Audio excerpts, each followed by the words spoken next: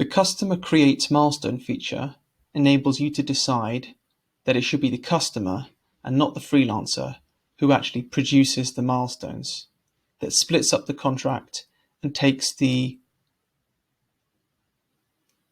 organizational responsibility for establishing the milestones within a contract. If you select this and save it, the way that your freelancers apply for an opportunity is by heading over to that job, creating a proposal, filling in a cover letter, and sending it to the client. At this stage, that's all they can do. Then on the customer side, when they receive that particular proposal, they can view the proposal, they can see the cover letter that has been sent to them, and it's up to them to start editing the contract and making suggestions as to what the contract would look like. Of course, at this stage, they can also accept the contract, but if they want to have greater clarity over what the contract will look like, they can already start adding some milestones or tasks. So here we're logged in as the customer and we're starting to create these tasks.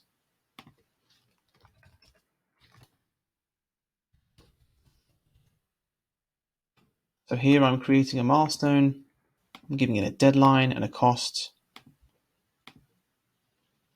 And now that I've updated this job requirement, I can send that to the freelancer who will receive an email notification and can then go and have a look at the updated job.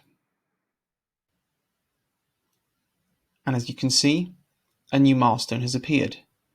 The freelancer now can review that. They can see it's an individual milestone worth £1. Here's the deadline. And I can decide now as a freelancer if I approve this milestone.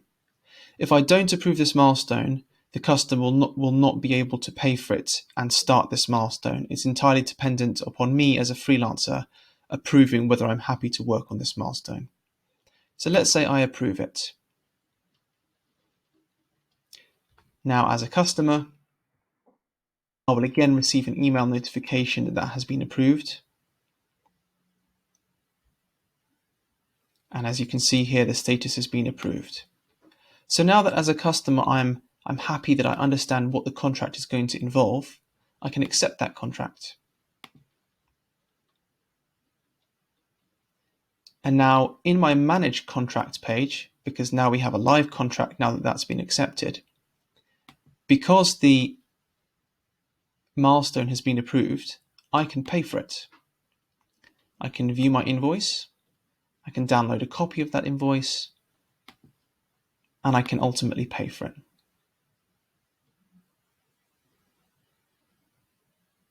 That's it. Now I can start working. To give you an idea of how this works, even within a live contract, if as a customer I add a milestone and I decide that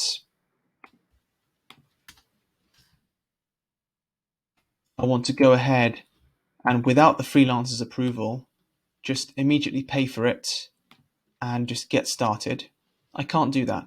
You can see we're pending approval. So now I'm really waiting for the freelancer. I can of course message them and say, hey, please approve the latest milestone. Let me know or discuss further. And then the freelancer again can have a review. At this stage, the freelancer will be going to their live jobs rather than the proposal.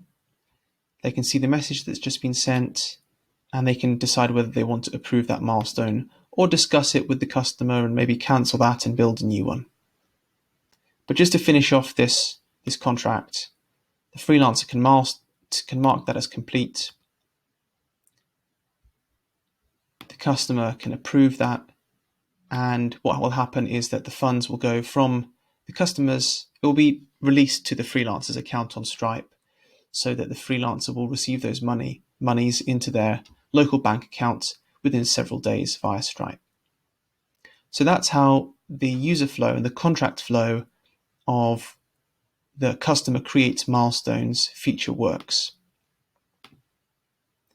Now, let's have a look at how things function without that feature enabled. So that's saved. So the first thing we can see is on the customer page, the customer can no longer add a milestone. This functionality has been taken away from them. Instead, it's the freelancer on their contract who is able to add a milestone.